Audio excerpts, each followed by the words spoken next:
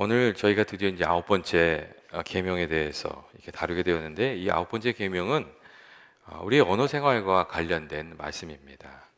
우리가 이 말한다고 하는 것은 사실 하나님께서 우리에게 주신 가장 귀한 은사고 능력 중에 하나입니다. 이 철학자 조지 산타니아 같은 사람은 인간이 가지고 있는 아주 불가사의한 능력 중에 하나가 이 말하는 것이라고, 언어 능력이라고 그런 이야기를 했습니다. 그리고 우리가 정말 하나님 주신 이 말을 가지고 아주 놀라운 문명을 이루어왔습니다. 만약에 언어가 없었으면 이렇게 우리가 쌓아 올린 지식을 다음 세대에 전달하는 방법도 없었을 것이고, 또 우리가 이제 바벨탑을 세우는 일에서도 알 수 있지만 인간이 이뤄내는 놀라운 역사들을 아마 이루어내지 못했을 것입니다. 하나님께서 정말 좋은 귀한 것으로 언어를 주신 것이죠. 하지만 하나님께서 주신 모든 것이 그러하듯이 이 주신 선물을 어떻게 사용하느냐에 따라서 그게 복이 되기도 하고, 여러분 언제나 화가 되기도 하고 그렇습니다. 이 칼을 잘 쓰면 그게 유용한 도구가 되지만 그것을 잘못 쓰면 그것이 우리를 해치는 그런 무기가 되잖아요. 근데 하나님께서 주신 이 언어가 그렇습니다. 이 말이 그렇습니다. 잘못 사용해서 이 말처럼 문제를 많이 일으키는 게 없어요. 이 말 때문에 일어나는 일이 엄청 많거든요. 먼저 우리가 말을 잘못하면 하나님과 우리 사이에 맺혀져 있는 관계가 깨지게 됩니다.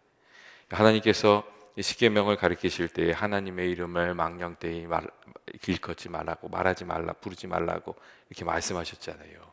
말로 하나님께 범죄하지 않게 하시려고 그렇게 말씀하신 거죠. 그런데 사람들 중에 이게 하나님께 책망받을 말인데 그런 말을 너무 쉽게 하시는 분들이 있으세요. 예, 말 실수를 가볍게 생각하셔서 그런데 그런 일인데, 사실은 말도 이 말로 하는 잘못도 큰 허물이 될 수 있다는 것을 우리가 좀 생각할 필요가 있습니다. 또한 말을 잘못하면 다른 사람을 해치게 되고 그 관계가 깨져 버립니다. 특별히 오늘 말씀은 이웃을 향하여 거짓 증거하지 말라는 그 말씀으로 이 거짓된 말로 다른 사람을 해치면 안 된다는 것을 하나님께서 이렇게 계명으로 주신 것을 알 수가 있습니다. 여러분, 오늘날도 거짓말로 다른 사람을 상하게 하는 경우가 많이 있지 않습니까? 그리고 오늘날에는 그 방법이 더 다양해진 것 같아요. 어떤 경우는 의도적으로 이렇게 거짓말을 해서 다른 사람에게 피해를 입히는 일들이 일어나요. 이게 실수를 하는 게 아니에요. 일부러 이 다른 사람에게 손해를 입히려고 하는 거짓말들이 있는 거죠. 선교지를 가면요, 가끔 그런 일들이 일어나요. 이렇게 메뉴판을 주는데 외국인을 위한 메뉴판과 동네 사람을 위한 메뉴판이 다른 거예요. 그리고 거기 가격이 달라요. 딱 보고 저 사람이 외국인이야, 그러면 오늘은 수지 맞았네, 그리고 비싼 메뉴판을 갖다 주는 거예요. 근데 같이 간 사람이 이제 동네 사람이면 그 메뉴판을 알아보는 거죠. 그래서 제가 선교제 갔을 때 저하고 같이 간 선교사님이 웨이터를 딱 부르더니 그러더라고요. 지난주에 먹었던 그 메뉴판을 가져와. 그렇게 얘기를 하는 거예요. 그러니까 가격이요 3분의 1로 떨어지는 거예요. 그래서 야, 이런 일도 일어나는구나, 그런 경이 있었어요.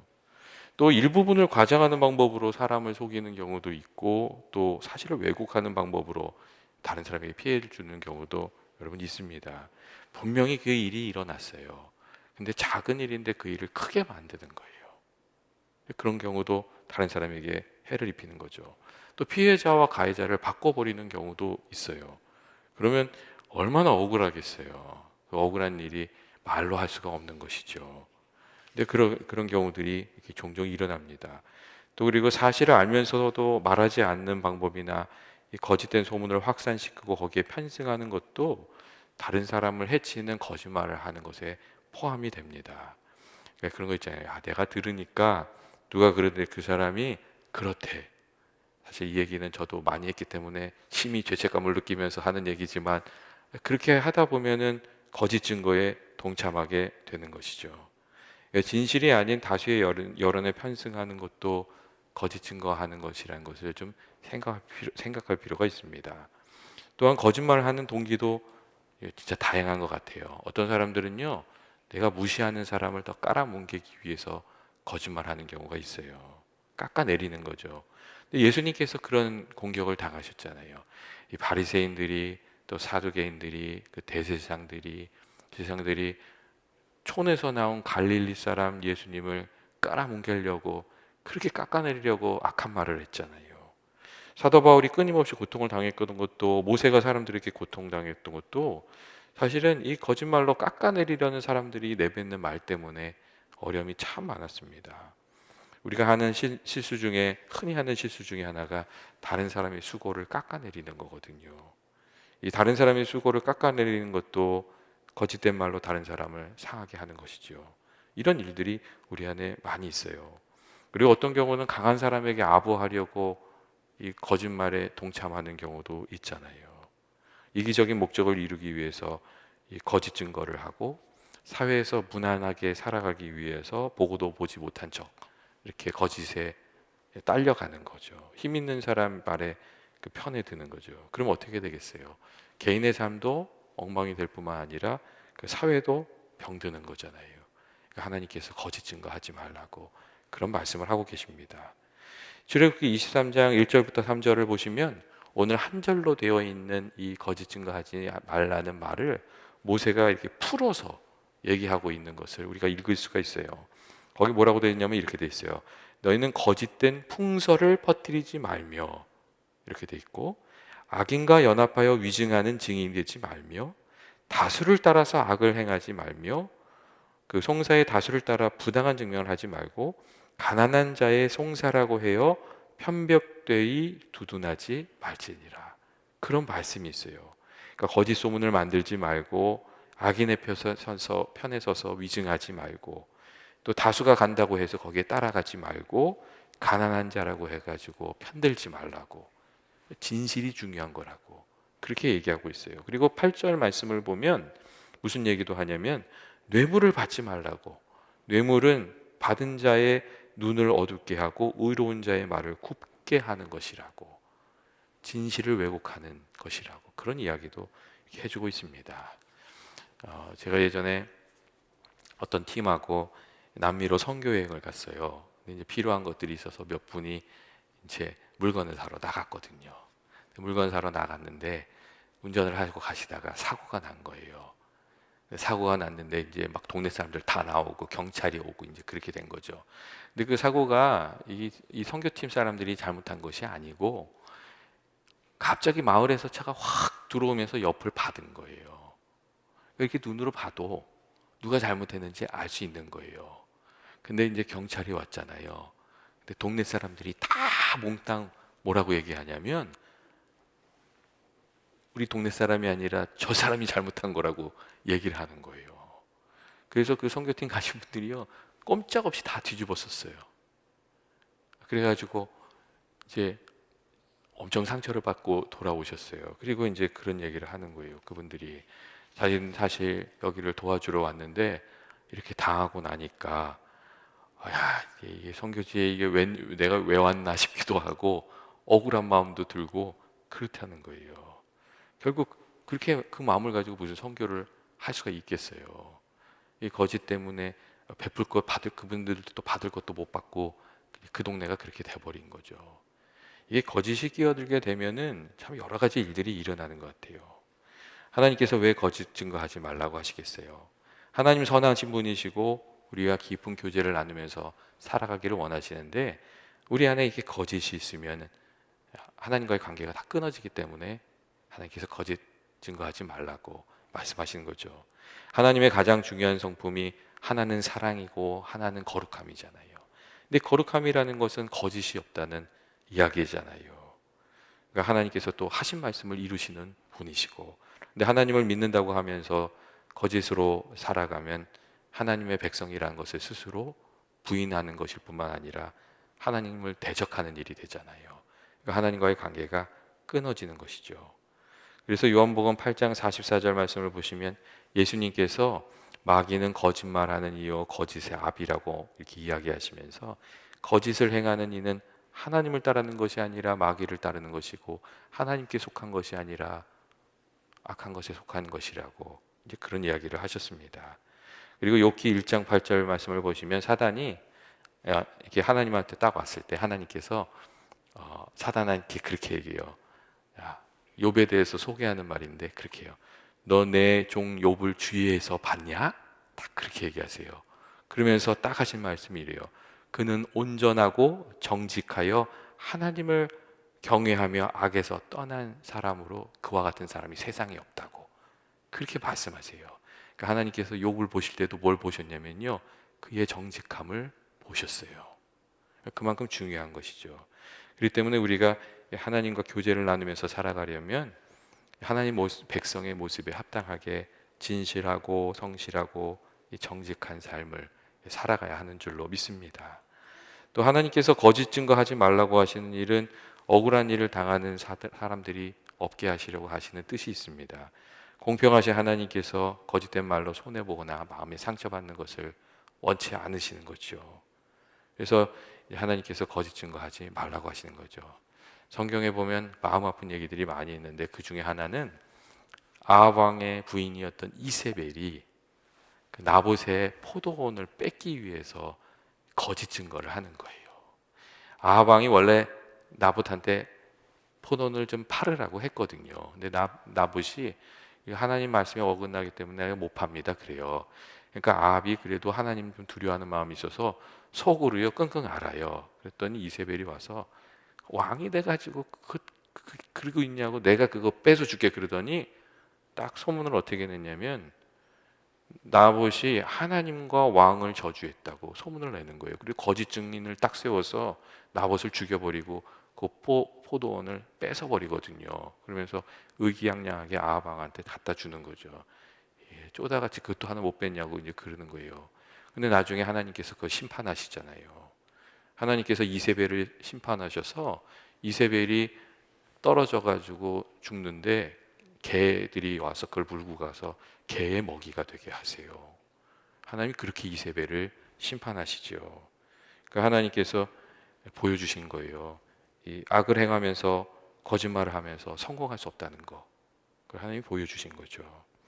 또한 이웃에 대해서 거짓 증거하지 말라는 계명을 주신 이유는 우리가 하나님 은혜 가운데 살아가는 우리가 이 반드시 해야 될 신앙적인 모습이기 때문에 그렇기도 합니다. 세상 사람들이 예수 믿는 사람들한테 기대하고 있는 것이 있는데 두 가지예요. 하나는 진실한 거, 두 번째 뭐냐면요, 손해 보는 거. 두 가지를 원해요. 진실한 건 거짓말 안 하는 거고, 손해 보는 거는요 사랑으로 섬기는 것을 말하는 거죠. 근데 이 두 가지를 할 때요, 이게 세상에 대해서 하나님이 어떤 분이신지를 우리가 보여주게 되거든요. 그렇기 때문에 이 거짓 증거하지 말라는 계명을 지키지 않으면 하나님의 영광을 가리게 될 뿐만 아니라 하나님에 대해서 우리가 잘못된 것을 세상에 전하게 되는 일이 되는 거예요. 그러니까 이 거짓말이 단지 사람과의 관계를 망치는 게 아니라 사람들과 하나님과 맺을 관계도 망치는 거죠. 그래서 사실 이 거짓말이 초래하는 것이 굉장히 치명적인 일이기도 합니다. 오늘날 한국교회가 사회로부터 비방을 받는 이유가 이 삶 속에서 하나님을 드러내는 일을 실패해서 그래요. 그러니까 우리가 하나님을 많이 말하지 않아서가 아니고 일상생활에서 믿는 이들이 진실한 삶을 살지 못하니까 교회가 비웃음을 당하고 하나님이 업신여김을 받는 거거든요. 그래서 성도들이 세상이 어두워질수록 진실하게 살아야 하는 이유가 사실 거기에 있습니다. 그리고 이 거짓을 멀리하고 진실한 말로 살아가는 것이 우리의 또 신앙의 수준을 보여주는 거잖아요. 야고보가 그래서 그런 얘기를 했어요. 혀를 잘 다스리는 것이 참된 신앙의 시금석이라고. 누구든지 스스로 경건하다 생각하면서 자기 혀를 제갈 먹이지 아니하고 자기 마음을 속이면 이 사람의 경건이 헛것이라고 그렇게 얘기했어요.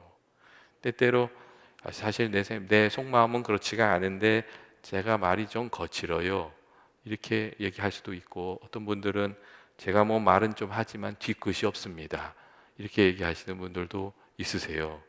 근데 그거는 사실 성숙한 그리스도인의 모습은 아니에요. 왜냐하면 성숙한 그리스도인은 선하고 아름다운 말로 덕을 끼치면서 살아가는 것이기 때문에 그렇습니다. 그래서 이 하나님의 사람이었던 다윗이 기도를 그렇게 했습니다. 하나님, 내 입에 파수꾼을 세워달라고. 주여, 내 입에 파수꾼을 세워달라고. 그렇게 기도를 했어요. 내가 진실한 말로 살아갈 수 있도록, 위로의 말로, 믿음의 말로, 사랑의 말로 살아갈 수 있도록 하나님 내 입에 파수꾼을 좀 세워달라고 다시 그렇게 기도했습니다. 근데 여러분, 우리들도 그 기도가 필요하지 않습니까? 하나님께서 우리들을 지켜주셔서 내 입을 좀 파수꾼을 세워달라고 그렇게 좀 기도할 필요가 있습니다. 하나님께서 이렇게 지켜주셔야 되는 거죠. 우리가 말을 잘하고 싶어도 참 그게 힘들잖아요. 실수가 많잖아요. 그래서 그게 하나님이 도와주신 은혜가 꼭 있어야 하는 줄 알고, 또 우리가 진실하게 말하고 사랑하러 말하는 것을, 사랑을 담아서 말하는 것을 늘 이렇게 좀 연습해야 되는 줄로 그렇게 생각합니다. 예전에 미국 대륙 횡단 열차에서 일어난 일 중에 이런 일이 있었어요. 아빠하고 아기하고 이렇게 열차를 타고 가는데 아기가 울기 시작하는 거예요. 그러니까 사람들이 다 와가지고 아기가 어디 아프냐고, 무슨 일이냐고 처음에는 이렇게 친절하게 물었어요. 근데 얘가 울기 시작했는데 1시간도 울고 막 2시간이 돼가는데 계속 우는 거예요. 그러니까 그 객차 안에 있는 사람들이 열받기 시작한 거예요. 그래서 한 사람이 딱 일어나서 그 애 앞에 아빠한테 한마디 했잖아요. 도대체 애 엄마는 어디 갔냐고, 이 애 하나도 컨트롤 못 하냐고 한마디 한 거예요. 그랬더니 그 애기 아빠가 일어나가지고 그랬대잖아요. 정말 미안하다고. 사실은 며칠 전에 우리 아내가 사고로 죽어서 이 아내의 그 시신을 거기 관을 싣고 집으로 돌아가는 길이고, 아기가 엄마가 없어서 그런 거라고, 미안하다고 그렇게 얘기를 했대요. 그리고 이야기를 다 들은 거기에 있는 사람들이 정말 너무나도 미안한 마음을 가지고 안타까운 마음을 가지게 되었다는 그런 이야기가 있습니다. 여러분, 타인의 아픈 사정을 알고 나면 우리가 함부로 말할 수 없는 그런 경우가 많이 있지 않습니까? 우리의 마음에 사랑이나 긍휼을 품고 있으면 여러분, 우리가 거친 말이 부드러워지고 우리가 서로 선하고 아름다운 말의 열매를 이렇게 맺으면서 살아가게 되는 줄로 그렇게 생각합니다. 우리가 참 속이 좋지 않아서 진실하고 선한 말로 살아가는 노력이 많이 필요한 것 같아요. 그래서 하나님, 내 입술을 지켜달라고 그렇게 늘 기도하면서 살아가야 하는 줄로 그렇게 생각합니다. 그리고 우리가 때때로 이렇게 거친 말로 잘못을 저지를 때 있잖아요. 여러분, 그때는 어떻게 해야 되겠어요? 하나님께 나아가서 회개하고 하나님께로 돌아가야 되죠. 하나님 방식으로 돌아가야 되는 것이죠. 우리가 늘 이렇게 잊지 말아야 되는 것은 베드로가 3번이나 그 입으로 예수님을 부인하고 저주했음에도 불구하고 예수님이 용서해 주셨다는 거예요. 우리에게도 우리 부족한 연약함을 아시는 하나님께서 이렇게 용서해 주시잖아요. 그래서 우리가 잘못했다 생각하면은 빨리 돌아가는 게 지혜로운 일이라고 생각합니다. 성령님께서 우리들을 이렇게 도와주시도록, 내 입술을 지켜주시도록 그렇게 기도하면서 살아가는, 그래서 선한 열매를 맺는 저와 여러분 되시길 원합니다. 이 시간 주신 말씀 생각하면서 우리 한번 같이 잠깐 기도하겠습니다. 하나님 아버지, 내 입술에 파수꾼을 좀 세워주십시오. 이렇게 기도하겠습니다. 사랑이 많으신 하나님 아버지, 오늘 이렇게 주신 말씀 생각하면서 아버지, 우리 기도합니다. 하나님 아버지, 저희들의 입술로 범죄할 때가 참 많습니다. 뾰족한 말, 날카로운 말, 아버지, 그럴 때도 참 많습니다. 하나님 아버지, 긍휼히 여겨주셔서 올해 한 해는 좀 덕이 되는 말, 사랑이 풍성한 말, 진실한 말로 저희들이 살아가게 하여 주시고 은혜 가운데 살아가게 하여 주옵소서. 주께서 함께해 주신 귀한 은혜가 있어서 입술로 저희들이 선한 열매 맺으면서 살아가는 저희들이 되게 하여 주옵소서. 예수님의 기도합니다. 사랑의 주님, 은혜의 주님, 오늘 이렇게 저희들 말씀 같이 나누게 해주셔서 감사합니다. 올 한 해 저희들이 선하고 아름다운 말로 주님 기뻐하시는 일들을 이루고 또 선한 열매 맺으며 살아가게 하여 주옵소서. 예수님의 이름으로 기도합니다.